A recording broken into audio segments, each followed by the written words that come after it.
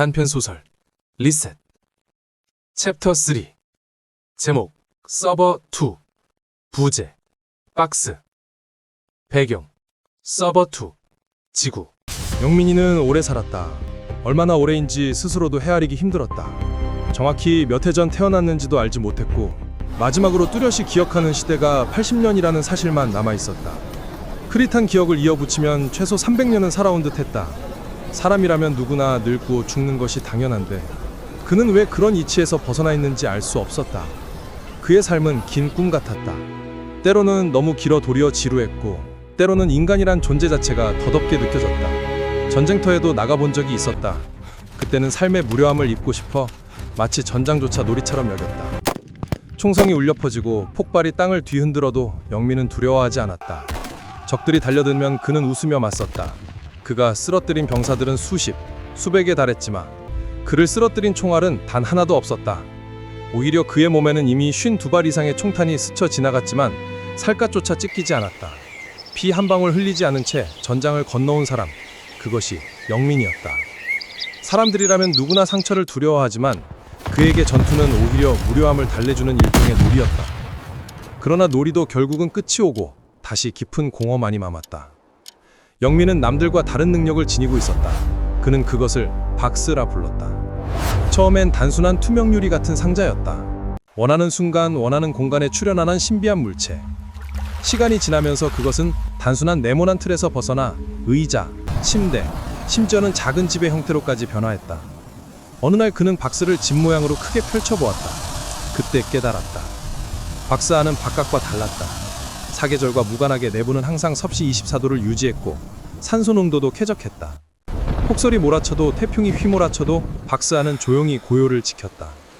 무엇보다 놀라운 건 그 안에 들어앉은 채로 박스 자체를 이동시킬 수 있다는 점이었다.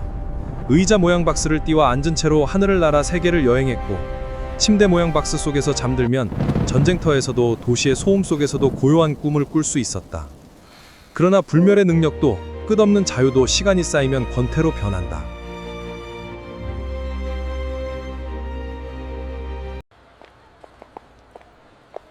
압구정의 번화가를 거닐며 깡패 같은 젊은이들이 시비를 걸면 그는 박수로 그들을 가볍게 제압했다.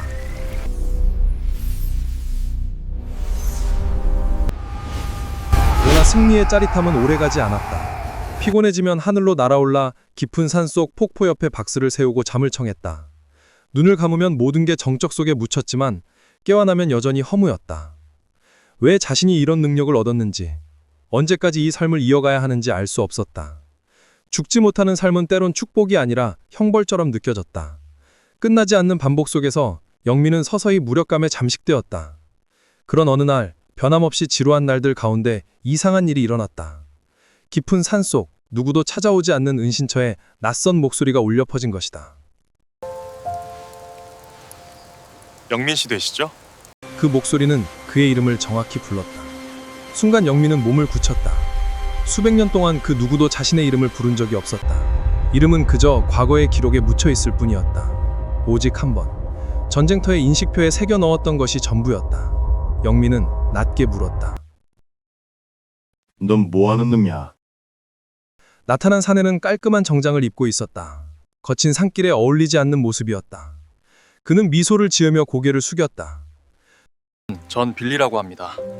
저희 사장님이 영민 씨를 꼭 뵙고 싶어 하십니다. 혹시 시간을 내주실 수 있을까요? 영민은 곰곰이 상대를 살폈다. 이 남자가 어떻게 이 깊은 산속까지 찾아왔는지, 어떻게 자신의 이름을 알았는지 의문투성이었다. 하지만 오래된 삶 속에서 그는 호기심조차 무뎌져 있었다. 꺼져. 난 누구도 만나지 않아. 그러자 빌리는 미리 예상했다는 듯 고개를 끄덕였다. 역시 그렇게 말씀하실 거라고 우리 사장님이 하셨습니다. 그래도 혹시 모르니 이걸 받아주십시오. 그는 명함 한 장을 바닥에 내려놓았다. 바람에 날아가지 않도록 작은 돌로 눌러둔 채였다. 혹시 생각이 바뀌시면 이쪽으로 연락 주시면 됩니다. 그럼 전 이만 가보겠습니다. 올라오는 길이 꼰 힘들더군요. 빌리는 산길을 따라 천천히 사라졌다. 그 뒷모습은 담담했으나 어딘가 자신만만해 보였다. 영민은 한참 동안 그대로 서 있었다. 명함을 줍지 않은 채 바람에 흔들리는 얇은 종이 조각을 바라보았다. 자신은 수백 년 동안 스스로를 감추며 살아왔는데 누군가가 정확히 찾아와 이름을 부른다고? 그것은 불안이자 동시에 오래 느껴보지 못한 긴장감이었다. 마침내 그는 명함을 집어들었다. 글씨체는 단정했고 종이는 고급스러웠다. 그 위에 단 한 줄. 미제사건 해결사무소 김아인. 영민은 눈살을 찌푸렸다. 미제 사건 해결사무소. 그리의 손가락 끝에서 명함이 바스락거렸다. 자신의 고요한 삶은 어쩌면 이 작은 종이 조각 하나로 균열을 맞이하게 될지도 몰랐다.